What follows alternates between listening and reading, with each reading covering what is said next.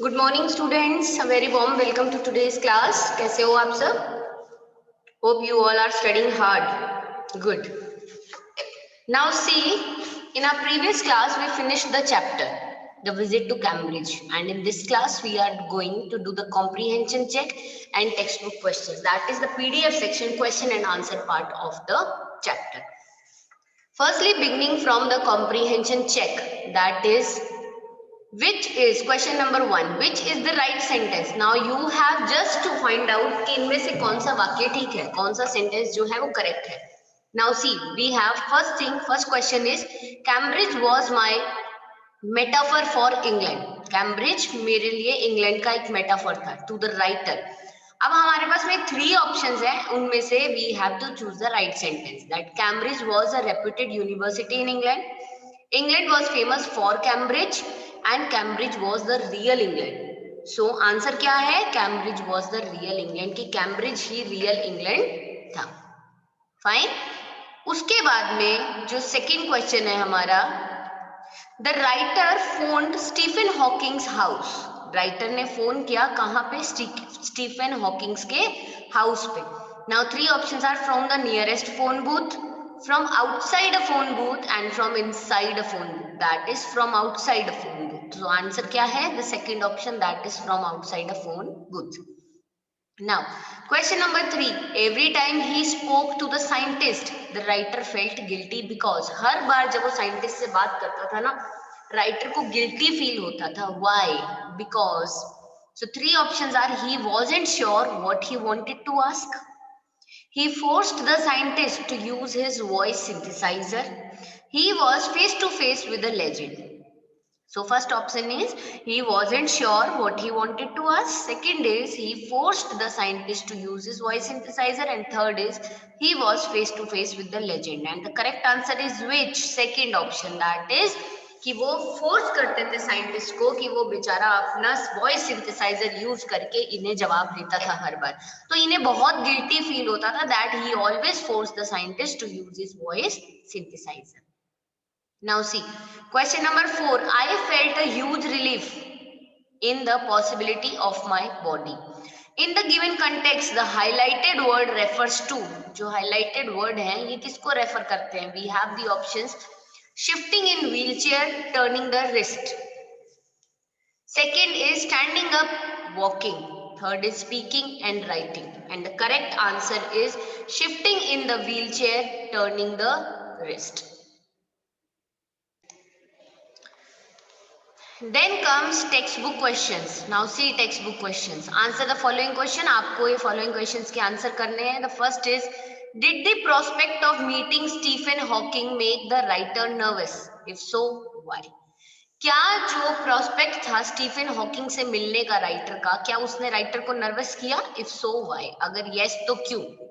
Now see answer number 1, yes the writer felt nervous because he was fed up with people asking him to be brave. Yes, writer बहुत nervous feel कर रहा था. क्यों? Because वो fed up हो चुका था जब लोग बार बार कंटिन्यूसली एक ही चीज पूछते थे, जस्ट टू बी ब्रेव. तो that is why he was feeling very nervous. Secondly, did he at the same time feel very excited? If so, why? और सेम टाइम पे क्या वो बहुत एक्साइटेड भी फील करते थे? इफ यस तो क्यों? Yes, he felt very excited. Yes, वो बहुत एक्साइटेड फील करते थे because to see somebody like you achieving something huge makes you stronger. क्योंकि जब आप अपनी जैसे ही डिसेबिलिटी वाले किसी पर्सन को देखते हो और वो बहुत कुछ ह्यूज अचीव कर रहा होता है, तो उससे आप क्या बन जाते हो? The thing makes you more stronger. तो ये जो फीलिंग होती है ना, ये आपको, ये जो चीज जब आप देखते हो तो ये आपको और स्ट्रॉन्गर बना देती है. That is why he was feeling very excited. Now see question number 2. Guess the first question put to the scientist by the writer. Guess करो first question जो scientist ने writer को किया वो क्या था? You have been very brave, haven't you? Said the writer. This was the first question. First question क्या था? Writer ने scientist से पूछा था, You have been very brave, haven't you? आप बहुत brave रहे हो, क्या नहीं रहे हो? आप बहुत brave. So this was the first question that was asked by the writer to the scientist. Now question number 3 is, Stephen Hawking said, I had no choice.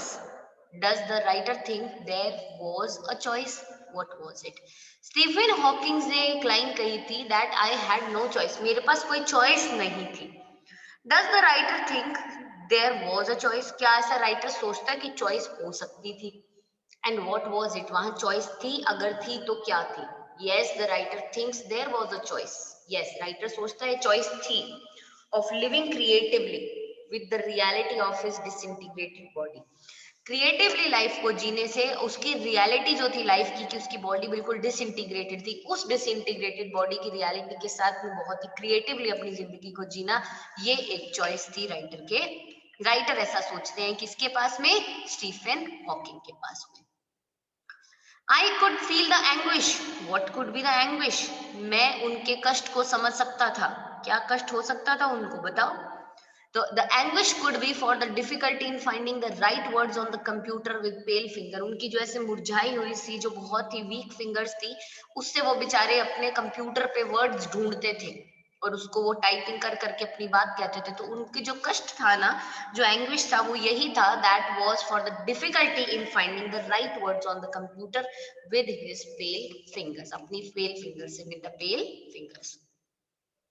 Question number 5. What endeared the scientist to the writer so that he said he was looking at one of the most beautiful men in the world? क्या चीज थी ऐसी which endeared the scientist कि वो scientist to the writer की writer ने ये बात बोली कि वो इस दुनिया के सबसे ब्यूटीफुल मैन को देख रहा है. Scientist Frank admittance about his annoyance for meeting a visitor endeared him to the writer. अब वैज्ञानिक जो बहुत ही खुले तौर पे ये स्वीकार करता था ना कि यस, कि जो मुझे मिलने जो लोग आते हैं, जो visitors who come to meet me, उनका जो जो उनकी जो मीटिंग होती है ना, it's a kind of annoyance for me, वो मुझे कष्ट होता है.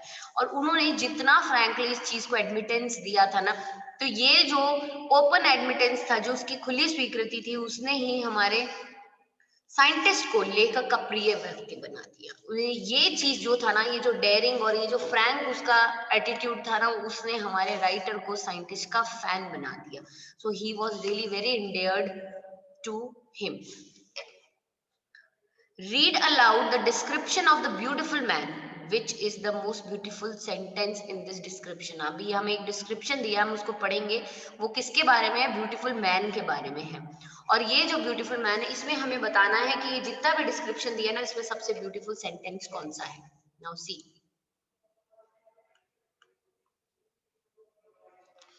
Before you like a lantern whose walls are worn so thin you glimpse only the light inside in the incandescence of the man. This is the most beautiful sentence. हमें जो पूरा इसका description दिया हुआ है इस ब्यूटीफुल मैन का हमारे चैप्टर में, उसमें से सबसे जो ब्यूटीफुल लाइन है वो ये है.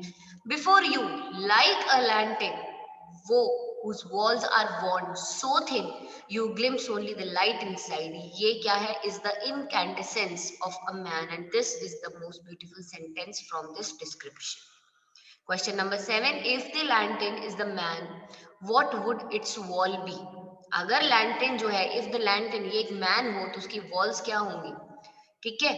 So the walls of the man lantern are formed by the body. उनकी wall क्या, अगर एक man एक lantern बन जाता है तो उसकी जो walls है वो क्या है? Are formed by its body. What is housed within the thin walls? क्या housed होगा इस thin walls के बीच में? The eternal soul is housed within the thin walls. जो eternal soul है ना, वो housed होगा within the thin walls. What general conclusion does the writer draw from the comparison? क्या general conclusion है जो writer draw करता है from the comparison? The writer draws the general conclusion that the body perishes and the soul remains. Writer का जो general conclusion आता है वो ये है कि इंसान की body तो जो है वो खत्म हो जाती है, perish हो जाती है, but soul जो होता है ना, जो आत्मा जो होती है वो हमेशा रहती है. Soul never perishes, it always remains.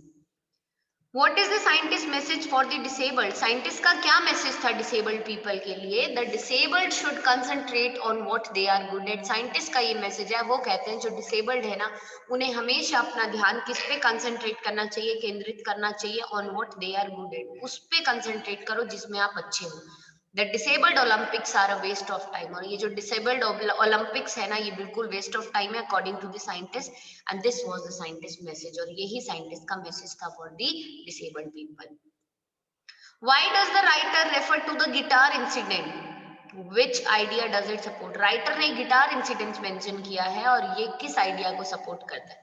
Writer refers to the guitar incident because he tried in which he wasn't good at and thus wasted his time. It supports the idea to concentrate in which you are good at. तो देखो writer refer करते हैं guitar incident को because उन्होंने इसको try किया था in which he wasn't good at और उसमें वो बिल्कुल गुड नहीं थे but still he tried at and उन्होंने इसमें ट्राई किया एंड दस वेस्टेड इज टाइम और उन्होंने अपने समय को वेस्ट किया. It supports the idea to concentrate in which you are good at. और ये कौन से आइडिया को सपोर्ट कर रही है कि आपको हमेशा उस पर कंसंट्रेट करना चाहिए जिसमें आप अच्छे हो, तो ना कि आप ऐसे ही जिस चीज में आप अच्छे नहीं हो आप ऐसे ही किसी भी चीज पे कंसंट्रेट करते रहो. No. The writer expresses his great gratitude to Stephen Hawking. What is the gratitude for? Writer अपना great gratitude express करता है towards to Stephen Hawking. And what is the gratitude for? और ये gratitude किस लिए होता है? The gratitude is for making the writer mentally stronger and inspiring to live creatively. और ये जो gratitude है ना, ये किस चीज का है? फॉर मेकिंग द राइटर, कि उन्होंने राइटर को मेंटली बहुत स्ट्रॉन्गर बनाया है एंड इसको इंस्पायर किया है and inspiring him to live creatively, कि वो अपनी लाइफ को बहुत ही क्रिएटिवली जी सके. And with this we can say with this is question number 10 was the last question for this. And with this जो question answer part था, जो इसका PDF था, that is very well explained to you. Just go through these question answers and exercise part और आप देखेंगे कि you will be able to understand it well, because I hope everything is explained nicely and clearly to you. So this was all for this chapter and for today's class as well, and we'll be meeting tomorrow in our next class, and in that class we'll be taking up a new topic. Till then, just go through it, study well and take care of yourself.